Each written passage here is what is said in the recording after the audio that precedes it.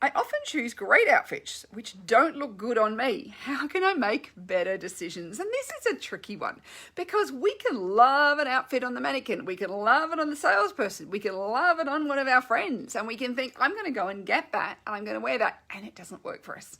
And this is because you are not the salesperson, you are not the mannequin, you are your own unique individual. And this is where I often see, when we look at somebody else, and the number of times I've had clients go, I bought this thing, and I say, tell me, did it look great? She goes, it looks so great on the sales lady. And I'm going, now tell me, did the sales lady look anything like you? And she's going, oh no, she had black hair and she was like this and that. And he's like going, and that's why, because you're blonde or whatever it might be. You're completely different from the salesperson.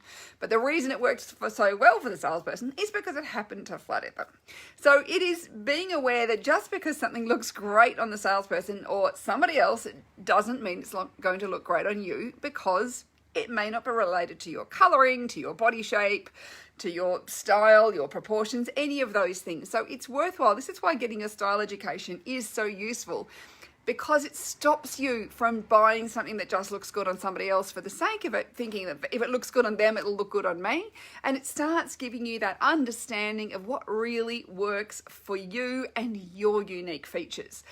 So the more you know about which colors work for you, what your signature colors are, what your contrast levels are, what your body shape is, your body variations, your proportions, how to, what your defining features are, how we can flatter all these different aspects of us, the easier it is to actually make choices from what is available. And I think it's always important to remember that you're only ever making choices from what is currently available. Sometimes there's nothing out there for you. Don't feel bad if you go shopping and you come home empty-handed, because sometimes they're just not serving anything up that's right for you at this moment.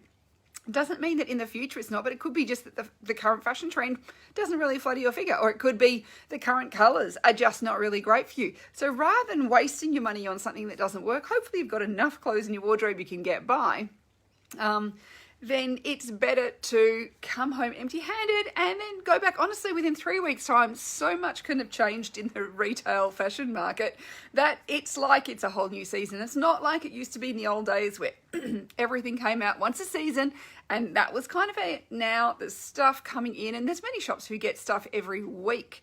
So I often think the thing to do is to go online before you go shopping, if you're not going shopping in stores, but just do some, research before you go out to go, where am I going shopping? What am I looking for? What colors are people doing? All those sorts of things to get an idea of where you want to go. And sometimes if you go online first and go, there's nothing in that store, and it fits well and I like the stuff, but there's nothing in my colors, it's just don't even bother. Don't bother going, because then it's just going to be an experience of disappointment, which is not what we really want when we are going out shopping. So yeah, really, I think, you obviously, if you can make great outfits, that's fantastic, but it's knowing what works for you. And I think it's getting that information and translating it into what works for you rather than what works on somebody else. And so that is getting that style education is so important, which is why I developed my 7 Steps to Style program, to give you that style education, because I know it's the education you never got at school.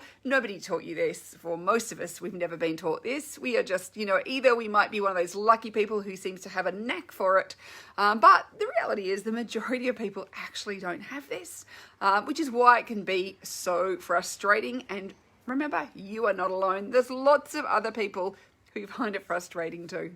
So thank you so much for your questions. Please do keep sending them to me, Imogen at InsideOutStyleBlog.com, or of course you can leave them on my Inside Out Style Lounge there as well. And I look forward to chatting to you again soon. Bye for now.